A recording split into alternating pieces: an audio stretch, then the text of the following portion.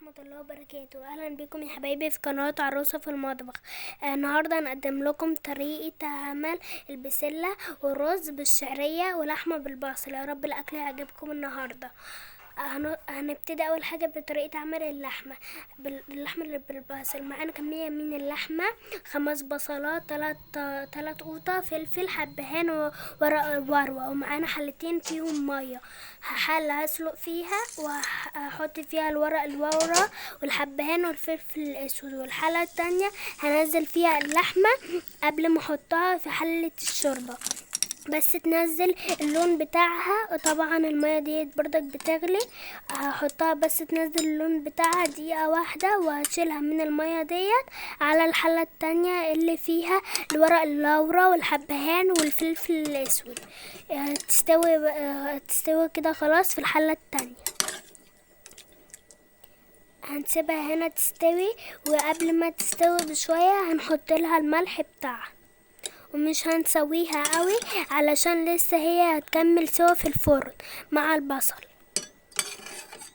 هنا اهو حطينا كمية اللحمة اللي معانا، هنغطي بقى عليها، هنسيبها بقى تستوي، وهنحط لها الملح قبل ما تيجي ما تستوي. هنا هي استوت، حطينا الملح، وبعد كده هنروح نعمل البصل. هنقطع البصل حلقات صغيرة مش مدورة، حلقات صغيرة، والطماطم الشرايح زي ما شايفين.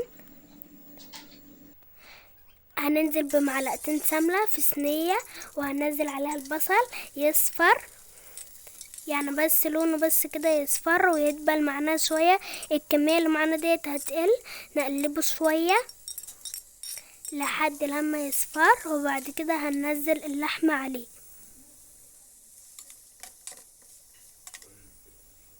الكمية هي معانا استوت، اصفرت شوية.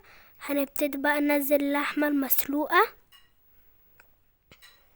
ونقلبه، نقلب اللحمة مع البصل، وننزل معانا طبق شوربة، نفضي طبق الشوربة، نحط طبق الشوربة على اللحمة علشان اللحمة لسه هتستوي تاني في الفرن. والطماطم اللي قطعناها حلقات هنحطها على الوش، هيبقى شكلها طبعا جميل جدا. وطعمها لما تعملوها تجربوها على طول، طعمها حلو قوي. كده بقى هندخلها الفرن تستوي. اول ما تلاقيها بتدبل وخلاص مش هتلاقي فيها الشوربة ودبلت معانا اهي، والبصل وكله شكلها طبعا اهو جميل زي ما شايفاه اهو. كده هي خلاص استوت وخلصت. معانا البسلة والجزر والطماطم وبصلاية وملح وفلفل. فصصنا البسلة وقطعنا الجزر صغير. معانا حلة ننزل فيها معلقتين سمنة، بصلاية واحدة، هنقلبها لحد لما تصفر. ومعانا الطماطم عصرناها، هننزلها على البصل، هنحط عليها الملح والفلفل. وجايبين تقريبا كيلو الا ربع بسلة وجزر زي ما تحبي، حابة تحبي جزرتين 3 يعني براحتك، مقطعينهم صغير. هننزل الجزر وبعديها على طول البسلة، يعني الاتنين ننزلهم مع بعض، وهنسيبهم لما يستووا. طبعا القوطة هتقل، هتزوديها شوية شوربة. عندك الشوربة بتاعة اللحمة هتزوديها زي ما شايفين هي قلت، هنزودها شوربة.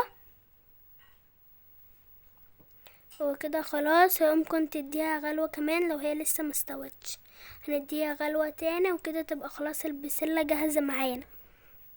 ودوقي الملح، حبيتي تحطي ملح تاني حطي.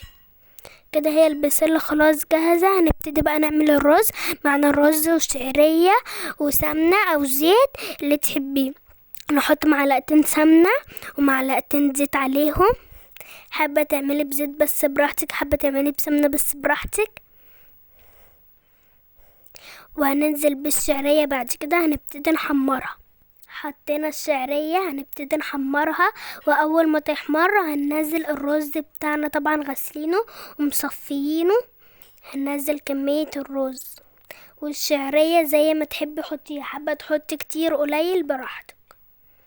نزلنا الرز هنديله تقلبتين كده بس على النار، بعد كده هنبتدي نزود مية او شوربة، يعني لو عندك شوربة بيبقى طعمه احلى طبعا. مفيش بنحط مية ونحط الملح بتاعه وخلاص كده يبقى اتعمل.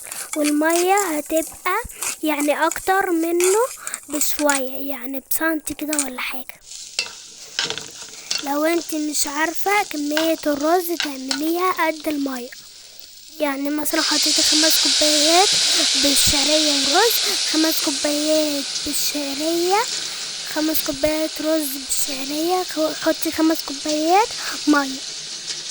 هنقلبه ونحط له الملح ونسيبه يستوي ونوطي عليه ياخد غلوة ونوطي عليه.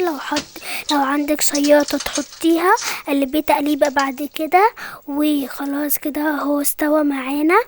ونبتدي نغرف معانا اهو الاكل زي ما شايفين، الرز مفلفل وجميل واللحمة مستوية والبصل مديها طعم، وبألف هنا والشفا عليكم.